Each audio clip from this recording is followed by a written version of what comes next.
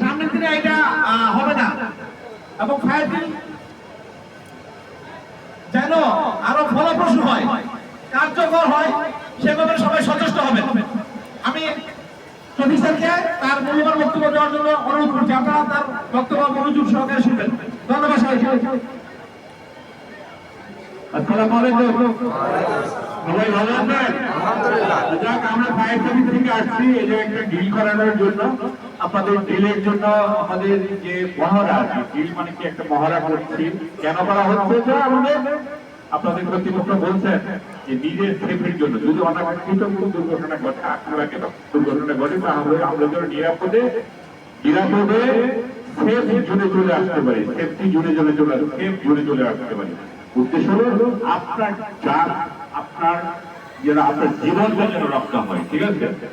এই জন্য আমাদের একটা মহারা করা লাগে। মহারাটা হলো আপনার প্রতিষ্ঠান করাচ্ছে, মহারাটার উদ্দেশ্য হলো যে এই সময়টা কিন্তু আপনারা যথাযথভাবে করতে পারেন। কর্তৃপক্ষ আপনাদেরকে বারবার খুব দ্রুতভাবে বলছিল যে খুব দ্রুত চলে আসুন, কিন্তু আপনারা কিন্তু দ্রুত আসবেন, খুব কমে আসছেন, তো 4-5 মিনিট চলে গেছে।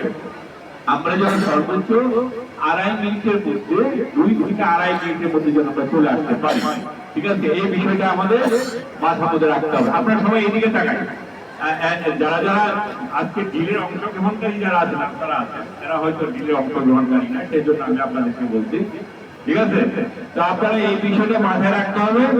আরেকটা বিষয় হলো যে এইটা অগ্নি নির্বাপনী যে যন্ত্রগুলো আছে আপনাদের, এইটার ভিতরে অগ্নি নির্বাপনী যে যন্ত্র আছে সেইটা ব্যবহার কিন্তু সবার জানতে হবে। কোনটা? অগ্নি নির্বাপনী যে এক্সটিংগুইশার গুলো আছে, এটা কত রকমের আছে আপনাদের? এটা 3 রকমের আছে মনে হয়। একটা হচ্ছে পাউডার, একটা হলো গ্যাস, একটা হলো ফুমের আছে, ঠিক আছে? আমাদের একটা জিনিস মাথায় রাখতে হবে, এই একটি বিষয়গুলো আমরা সাধারণত যে কোনো জায়গায় আমরা ব্যবহার করতে পারবো, কিন্তু পানি এক জায়গায় ব্যবহার